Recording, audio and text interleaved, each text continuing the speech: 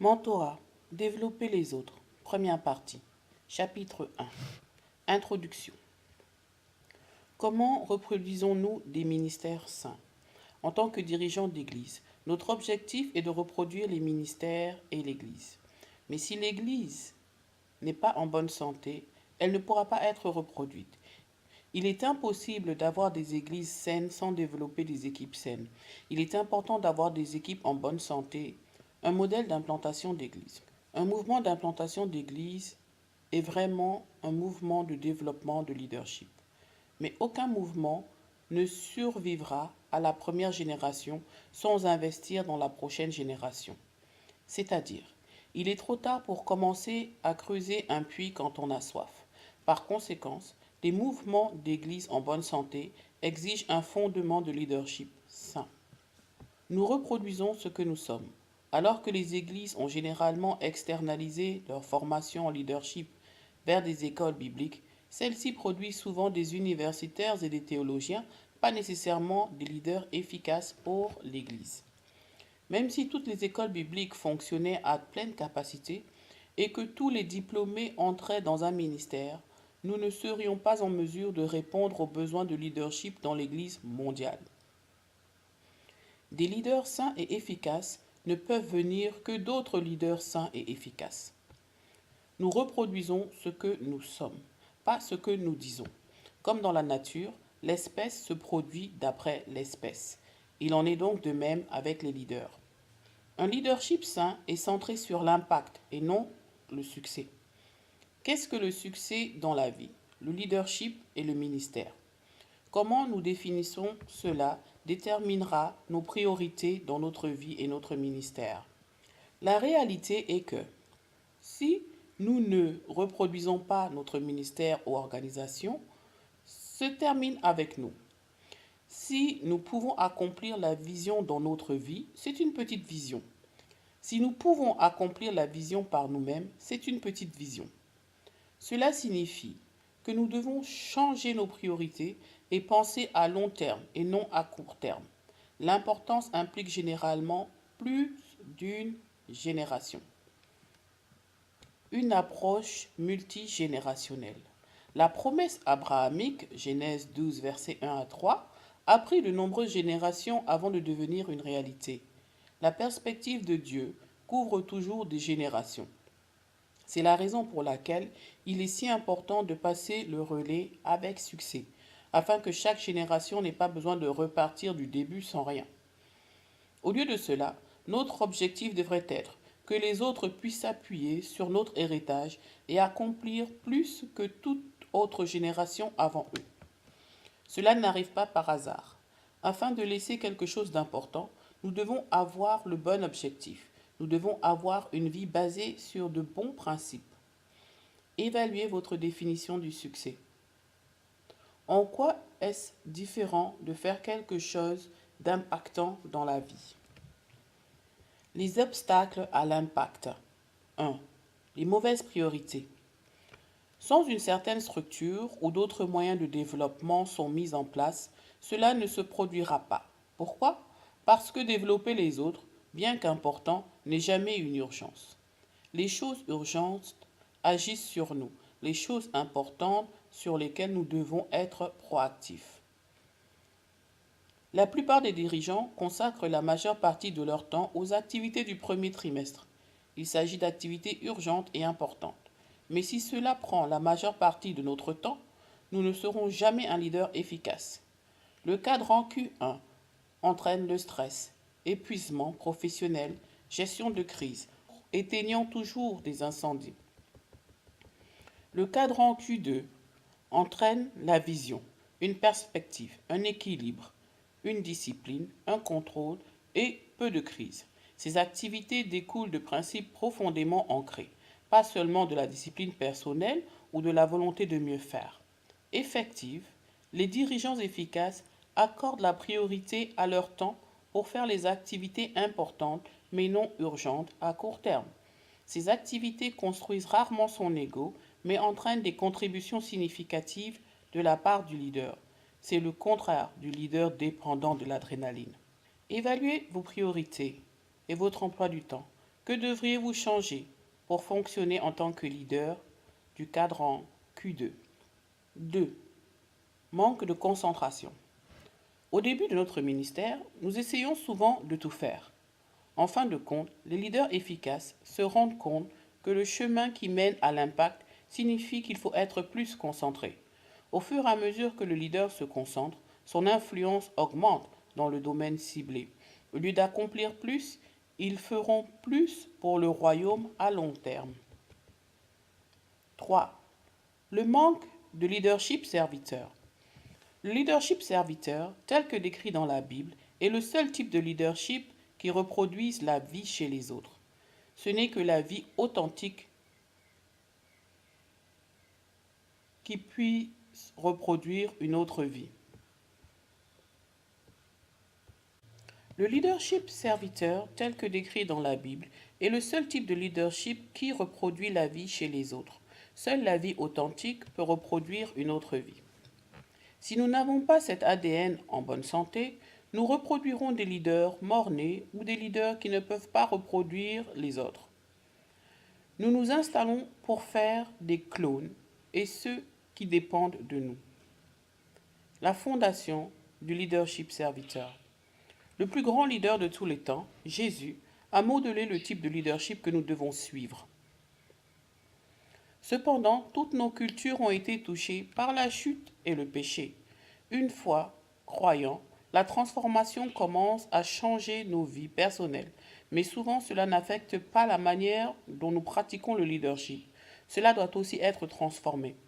Si cela ne se produit pas, nous introduisions dans l'Église les valeurs et les principes de leadership issus de la culture et de la société déchue qui ont été touchés par le péché. Un fondement biblique. Matthieu 18, versets 1 à 5. Les disciples voyaient le royaume à travers le prisme de leur culture, la grandeur. Dans le royaume de Dieu repose toutefois sur l'humilité.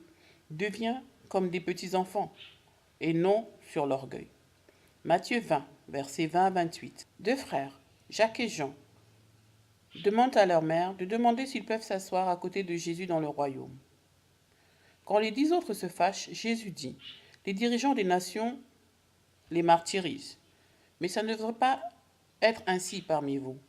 Celui qui veut être grand doit être un serviteur. » Dans Matthieu 23, versets 11 à 12, il déclare que les plus grands parmi les hommes sont ceux qui sont disposés à s'humilier et à être des serviteurs. Il a illustré cela en servant ses disciples à plus d'une occasion. Bien qu'il soit leur chef, il leur a lavé les pieds. Jean 13, versets 1 à 17. Selon Jésus, diriger en dominant sur les autres n'était pas la façon dont les relations dans le royaume devaient fonctionner. Cela contrastait fortement avec le monde. Dans son royaume, la montée était en fait la descente. Luc 22, versets 24 à 26 et Marc 10, versets 42 à 44. Le Fils de Dieu ne s'est pas accroché au pouvoir, mais a pris la forme d'un serviteur. Philippiens 2. Comme au premier siècle, la voie du leadership passe par la croix. Le vrai pouvoir vient de Dieu. Matthieu 23, 9 à 10. Même les relations de leadership dans le royaume ne doivent pas être hiérarchisées ni basées sur le pouvoir. C'est fondamental de comprendre afin de guider les autres. Ce n'est que sur la base d'un leadership de serviteurs que nous pouvons aider les autres à atteindre leur plein potentiel. Marc 10, 38. Développer les autres. Cela nécessite de changer les priorités, de se concentrer et de s'engager à diriger les membres de l'équipe. La formation en leadership ne peut être ni externalisée ni accélérée. Bien que cela puisse pourvoir les postes, cela crée rarement des leaders sains et efficaces qui finissent bien. Pourquoi pensez-vous que le leadership de serviteurs est essentiel au processus de mentorat? Autorité versus pouvoir. Le leadership biblique parle d'autorité, pas de pouvoir. Il y a une différence. Le pouvoir est un jeu à somme nulle. Si nous en donnons aux autres, nous en avons moins.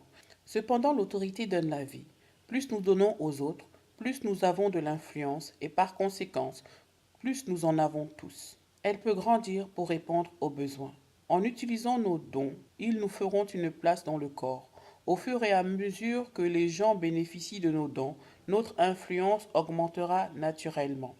Cette influence fournit une mesure d'autorité et peut même conduire à un poste ou à un titre. La véritable autorité, au sens biblique, ne doit pas nécessairement conduire à des relations hiérarchiques. La question devient, que faisons-nous avec l'autorité qui nous a été donnée? Est-ce que nous allons l'utiliser pour nous-mêmes ou pour d'autres? Afin de maintenir une attitude de leadership envers les serviteurs, l'autorité dans nos relations doit être équilibrée avec la vulnérabilité. Plus on a de dons et d'autorité, plus on doit être vulnérable et ouvert. Sinon, la nature humaine nous mènera à l'autoritarisme plutôt qu'au leadership serviteur. Les faux enseignants et les chefs de pouvoir ont besoin de personnes qui en ont besoin. Mais la diffusion de l'Évangile ne dépend pas de spectateurs qui dépendent émotionnellement de leurs dirigeants. Cela est malsain et produit une maladie malsaine chez les autres. Le pouvoir ne reproduit pas la vie. Le mentorat est le processus de développement des autres. Le processus de développement de tels leaders est le mentorat.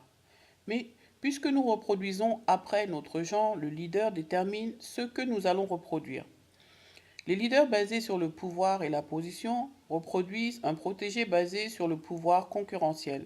Les leaders serviteurs reproduisent des dirigeants centrés sur le royaume qui servent les autres en les équipant et en les libérant. Le mentorat n'est pas simplement une technique ou un programme, il devrait être un modèle de vie. Les attributs bibliques du leadership. Un mentorat qui reproduit la vie nécessite un engagement envers cette philosophie biblique du leadership. Petit a. Les gens plutôt que la position. Comme déjà mentionné, le leadership biblique est beaucoup plus que d'avoir un titre ou un poste. Le vrai leadership pourrait peut-être mieux être décrit comme quelqu'un d'influence. Il est basé sur le leadership serviteur. La direction du royaume consiste à développer les autres, pas à créer une hiérarchie où nous contrôlons. Le leadership hiérarchique, descendant, axé sur le pouvoir et le contrôle, finit par imploser sur lui-même, car il ne permet pas d'autonomiser et de libérer les autres. Il a une courte durée de vie. Au lieu d'être menacés et jaloux, les mentors devraient célébrer les succès de ce dernier. L'objectif est d'aider le mentoré à aplanir la courbe d'apprentissage afin qu'il n'ait pas besoin de commettre les mêmes erreurs. L'objectif est de les aider à mûrir en moins de temps qu'il ne faudrait sans un mentor. Quelles mesures de sécurité avez-vous mises en place dans votre vie et votre ministère pour ne pas abuser de l'influence, de la position ou de l'autorité? Petit b. Équiper, déployer plutôt que contrôler. Une structure de leadership pyramidale, où une personne est au sommet contrôlant tout le monde, n'est pas ce que nous voyons dans le ministère de Jésus. Un dirigeant menacé ferme les portes aux autres, plutôt que les ouvrir pour d'autres. Si nous nous sentons menacés dans notre position et ressentons le besoin de nous battre pour cela, nous avons laissé le monde influencer notre compréhension du leadership. Il est probable que nous n'avons pas permis à Dieu de nous briser. Les gens peuvent prendre notre organisation ou notre Église, mais ils ne peuvent pas prendre notre ministère, ce que nous faisons pour le Seigneur. Nous n'avons pas besoin de nous battre pour garder ce que Dieu nous a donné. Souvent, par crainte d'être obsolètes, nous empêchons subtilement le développement de la génération suivante plutôt que de les libérer. Nous finissons souvent par leur fermer les portes plutôt que de les ouvrir. Dans votre rôle de dirigeant, déployez-vous constamment le ministère ou essayez-vous de contrôler les autres? Comment décririez-vous votre style de leadership? Est-ce que cela favorise le mentorat? Petit c. Vulnérable et authentique plutôt que fier. Jésus n'a pas considéré l'égalité à Dieu comme une chose à conserver à tout prix, mais il a pris la nature d'un serviteur. Philippiens 2, versets 5 à 7. Il est de notre responsabilité de nous humilier. 1 Pierre 5, 6. L'autorité de Jésus venait de ce qu'il avait souffert, pas de son titre ou de l'histoire divine. Son autorité impressionnante était contrebalancée par une vulnérabilité impressionnante. Par exemple, se mettre à nu sur une croix. C'est ce qui fait de lui notre modèle de leader serviteur. En tant que chrétiens, nous sommes souvent déconnectés les uns aux autres. Cela se produit souvent car nous nous sentons menacés par les autres et craignons qu'ils nous surpassent si nous investissons en eux. La vérité est qu'il est risqué d'être une personne authentique, en particulier si nous croyons que nous devons toujours être parfaits. Cependant, ceux qui sont disposés à prendre le risque et à sacrifier leur propre fierté en tireront les bénéfices dans leur vie, ainsi que dans la vie de ceux qui leur sont chers. Pensez-vous que les risques d'un style de leadership authentique et ouvert en valent la peine? Petit d. Redevabilité plutôt qu'indépendance. La plupart des dirigeants échouent à cause de problèmes internes et non externes. L'étude de Clinton a révélé que 70% des dirigeants ne finissent pas bien. Les jeunes leaders en croissance ainsi que les leaders matures ont besoin de relations de mentorat responsables qui leur fournissent une perspective. Nous avons tous besoin de quelqu'un à qui nous confier. L'autorité dans le royaume ne nous rend pas éloignés ni des uns ni des autres, mais équilibrés par la vulnérabilité. Nous pouvons avoir des relations authentiques avec ceux que nous servons. Nous ne sommes pas menacés par les autres. Les dirigeants doivent être intentionnels pour développer de telles relations. Les dirigeants sages n'attendent pas que la crise soit sur lui avant de développer de telles relations. Avoir une telle relation avant la crise est en réalité une mesure de sécurité préventive pour nos vies et nos ministères. Y a-t-il quelqu'un qui sait comment vous vous en sortez personnellement? Y a-t-il quelqu'un avec qui vous pouvez partager ouvertement votre vie? Petit e. Développer les autres plutôt que simplement réunir des adeptes. L'activité fondamentale du leadership est de former d'autres leaders, car ceux-ci ne peuvent provenir que d'autres leaders. Les dirigeants ne doivent pas se lasser. Nous avons la responsabilité de développer les autres, de former des leaders, et pas seulement de rassembler des personnes. Un leader qui réussit est celui qui a développé de nombreux autres leaders, et non de nombreux suiveurs. Dans Jean 6, versets 26 à 71, après avoir nourri les multitudes, Jésus observa que beaucoup le suivaient pour satisfaire leurs besoins. Mais quand il expliqua clairement ce que signifiait être son disciple, beaucoup se détournèrent. Quel royaume construisez-vous? Celui de Dieu ou le vôtre? Le mentorat consiste à accompagner les autres et à les aider à atteindre leurs objectifs, les aider à devenir tout ce que Dieu leur dit d'être. Pour bien finir, tous les leaders ont besoin de ceux qui les guideront, ainsi que d'offrir ce don de mentorat aux autres. En investissant dans les autres, nous serons mis au défi et nous développerons dans notre propre vie et notre propre ministère. Aider les autres à grandir nous motive à rester au courant de notre vie spirituelle, personnelle et ministérielle. Mais cela ne se produit pas automatiquement. Nous devons prendre l'initiative et devenir intentionnels dans nos relations. Le processus de mentorat est inhérent au fait que le mentorat n'est pas un événement qui se produise parmi les masses. Le pouvoir du mentorat réside dans la nature personnelle de la relation et sa focalisation sur la croissance personnelle et professionnelle.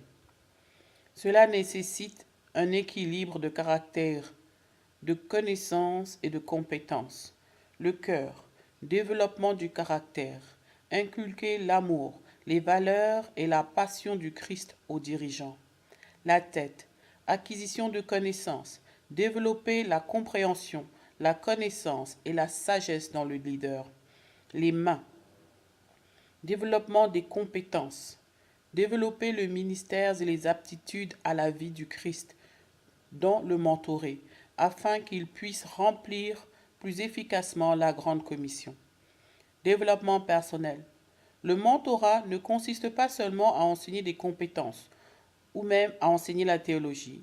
Il concerne également l'application de la vérité biblique à tous les aspects de la transformation d'une personne, d'une vie. Cela comprend les 3 niveaux de développement personnel: compétences ministérielles ou carrière, ce qui est visible. Ce sont les capacités qu'une personne doit avoir pour être efficace dans un emploi particulier ou un ministère. Ce sont des capacités visibles que les autres voient et qui sont spécifiques et non transférables. Habituellement, ceux-ci sont acquis par la formation technique et le mentorat peut jouer un rôle pour aider le mentoré à se développer dans ce domaine. Cependant, il est possible de maîtriser les compétences du ministère ou d'une carrière et pourtant échouer en tant que leader ou membre de la société. Les capacités transférables. Ce sont les capacités qui sont applicables dans plus d'un travail ou ministère spécifique. Par exemple, cela peut inclure les compétences telles que l'écoute, la prise de parole, la prise de décision, la conduite de réunion, la planification, etc. Même si une personne peut changer de travail, elle le suit au prochain emploi. C'est juste en dessous du niveau de la compétence. Et c'est aussi un domaine dans lequel le mentorat peut être efficace. Pourtant, même ce domaine n'est pas le niveau le plus profond de développement personnel. Les tendances fondamentales. Ce sont les manières habituelles de penser, de ressentir et de se comporter qu'une personne s'est développée dès ses premiers jours de croissance. Ils sont au plus profond de leur personnalité et sont fondamentaux pour les 2 autres domaines. Ils constituent le domaine de développement personnel le plus caché, le plus puissant. Cela inclut les compétences telles que recevoir des critiques constructives, se rapporter à l'autorité, avoir conscience de soi, réagir dans les situations de conflit, se corriger soi-même, comment réagir quand on contrôle ou pas, etc. Ils ont tendance à être inconscients et ressemblent davantage à des tendances qu'à des compétences. Ils expliquent pourquoi une personne fait ce qu'elle fait dans les 2 autres domaines. C'est le domaine le plus important dans la détermination du succès d'une personne dans la vie et il est rarement traité en dehors d'une relation de mentorat personnel. L'objectif de la relation de mentorat n'est pas de gérer uniquement les compétences, mais aussi d'aider une personne à devenir consciente d'elle-même et se développer au plus profond de son être. La plupart des gens sont embauchés pour leurs compétences, mais ils sont licenciés en raison de leurs tendances fondamentales. Souvent, on déploie plus d'efforts pour gérer les compétences ou ce qui est observable que ce que l'on ne voit pas, comme les tendances fondamentales.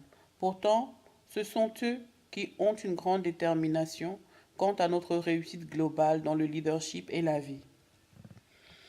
Le mentorat comme style de vie. Cependant, sans structure, le mentorat reste généralement une excellente idée. Laissé au hasard ou à la spontanéité, les relations de mentorat se développent rarement. Comme ce n'est jamais urgent, il est facile de procrastiner. En outre, en raison de l'influence de nos cultures déchues, il est souvent difficile de sortir des modèles de leadership négatifs.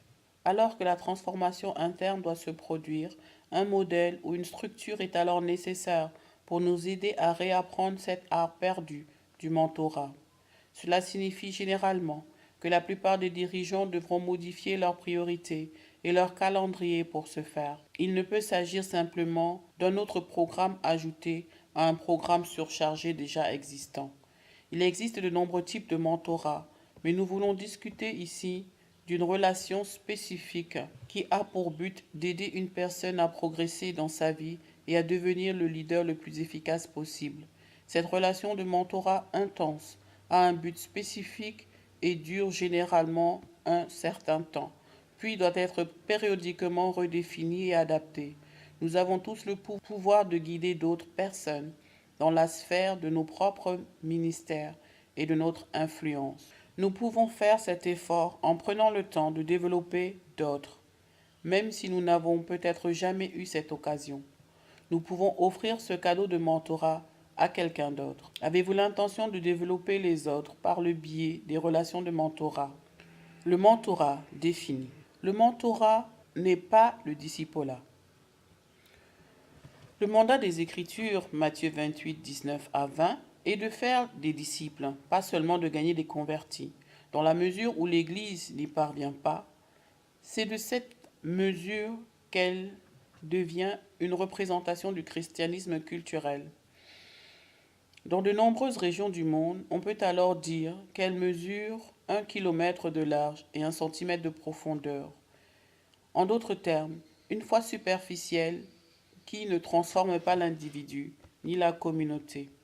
Pour être efficace, le processus de discipolat doit être relationnel dans le but de faire des disciples de Jésus, enseigner aux nouveaux croyants les vérités spirituelles de base et comment suivre Christ. Le mentorat et ce modèle de mentorat n'a pas le même objectif que le discipolat spirituel. La relation de mentorat décrite ici est un processus similaire, mais le but est de produire des leaders. Il est supposé que la personne mentorée, à cette fin, est déjà un disciple croissant de Jésus. L'accent est mis sur la découverte de soi et la prise de mesures pratiques pour établir de nouveaux schémas et disciplines de vie et de ministère. Selon vous, quelle est la principale différence entre le mentorat et le discipolat? Pourquoi est-ce important? Le mentorat, ce n'est pas être parent. Bien que le mentor puisse avoir plus d'expérience dans certains domaines, la relation dans laquelle une personne assume le rôle de parent par rapport à un enfant n'est pas le modèle de mentorat efficace. Cette attitude étouffe réellement le développement du leadership. Le mentor n'a pas le droit de contrôler ou de prendre des décisions pour le mentorer. Ce n'est pas non plus un type de berger, bération de disciples des années 70, ou une relation disciplinaire malsaine. Le modèle de mentorat discuté ici est davantage un modèle de frère-sœur aîné. Il est basé sur le respect mutuel plutôt que sur un modèle de paternité spirituelle, alors que le concept de paternité spirituelle est souvent pris de l'écriture de l'apôtre Paul. Dans certains milieux, il est venu à dire quelque chose de tout à fait différent de ce qui était prévu ou pratiqué dans l'Église primitive. Les dangers de la paternité spirituelle. Ce terme est parfois utilisé comme synonyme de mentorat.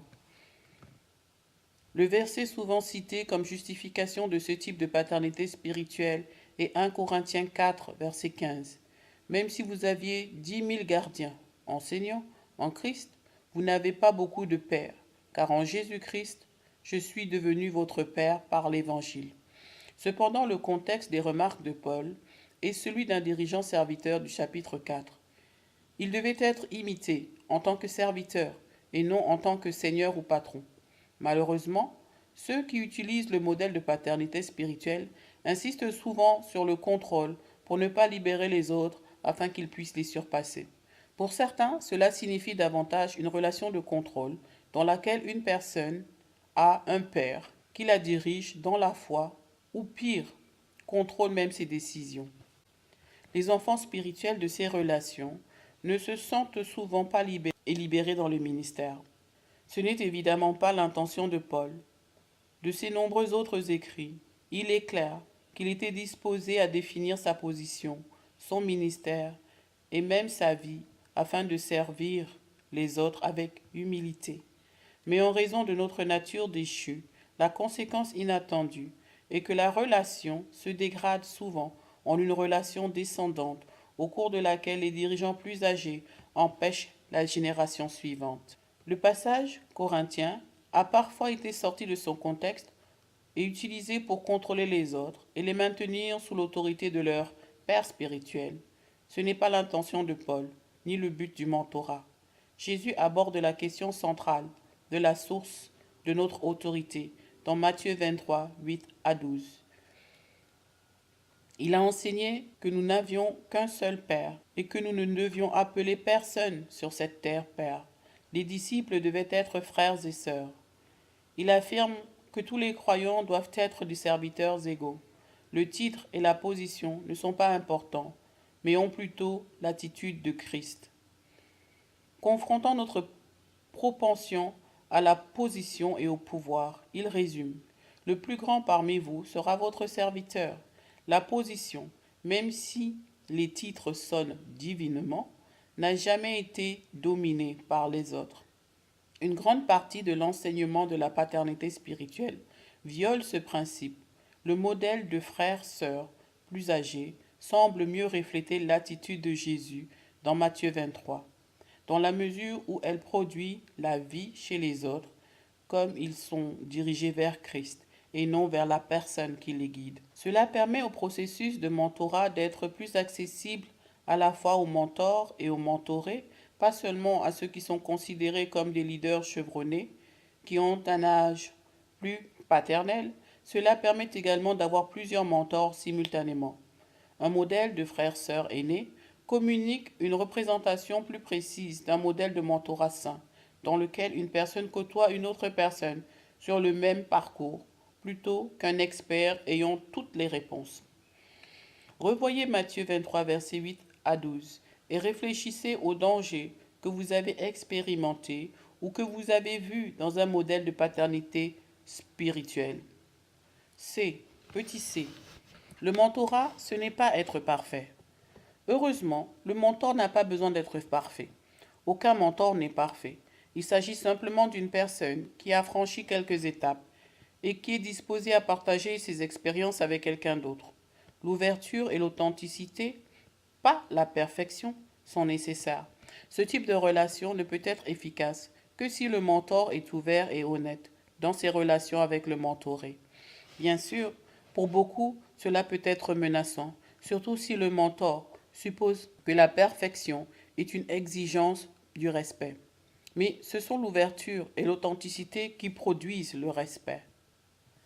Plus le respect est grand, plus l'engagement est grand, plus l'engagement est grand, plus la responsabilité mutuelle est grande, et plus la responsabilité est grande, plus la croissance est grande. L'objectif est d'aider quelqu'un à mûrir. Heureusement, le mentor n'a pas besoin de toutes les réponses. Il doit seulement être une personne ressource, dirigeant le mentoré vers l'endroit où il peut trouver les bons contacts, idées, ressources, etc. Au final, c'est le mentoré qui doit assumer la responsabilité finale de sa propre croissance. Quelles sont selon vous les limites du style de leadership vulnérable? Petit d. Le mentorat, ce n'est pas un conseiller professionnel. Le rôle du mentor n'est pas non plus celui d'un enseignant ou d'un conseiller professionnel. Bien que le processus de mentorat comprenne des aspects de ses fonctions, aucune de ces tâches n'est la tâche principale du mentor. Un mentor ne doit pas nécessairement être un enseignant expert, un conseiller hors pair ou un disciple doué, tout en un. Le mentor est plutôt une personne ressource qui accompagne le mentoré pour l'aider à atteindre ses objectifs personnels et ou son ministère. Certaines de ces fonctions sont nécessaires tout au long du processus de mentorat, mais elles ne sont pas au cœur de la relation du mentorat. Le mentorat, tel que décrit par ce modèle, implique une responsabilité et un engagement. C'est plus qu'un simple séminaire ou une séance de conseil. Petit e. Le mentorat, ce n'est pas être un patriarche ou un aîné. Une autre idée fausse est que le mentor doit être beaucoup plus âgé que le mentoré ou qu'un mentor doit avoir un certain âge pour pouvoir conseiller quelqu'un d'autre. La clé est que le mentor doit avoir un certain niveau de maturité et d'expérience dans un domaine de la vie ou du ministère que le mentoré veut apprendre, ou même des affaires en fait. Bien que cela puisse se produire bien avant des années de retraite, il n'existe pas non plus de limite d'âge, limite au-delà de laquelle nous ne pouvons pas être mentorés. Alors que nous continuons à grandir et à nous développer tout au long de notre vie, le mentorat est une chose que nous pouvons faire tout au long de notre vie. Une telle idée fausse est l'une des faiblesses d'un modèle de paternité spirituelle. Généralement, dans la nature, une personne n'a qu'un seul père, ce qui ne reflète donc pas fidèlement les relations de mentorat. Nous avons tous besoin de plusieurs types de mentors, et non d'une seule personne qui exerce une influence unique sur nos vies. C'est pourquoi le modèle de paternité spirituelle à une personne peut souvent conduire à des abus et ce n'est pas reproductible à long terme. Il est également essentiel qu'il y ait une certaine quantité de chimie entre le mentor et le mentoré. Sinon, la relation sera plus une frustration qu'un avantage. Les deux ont besoin de profiter d'être ensemble.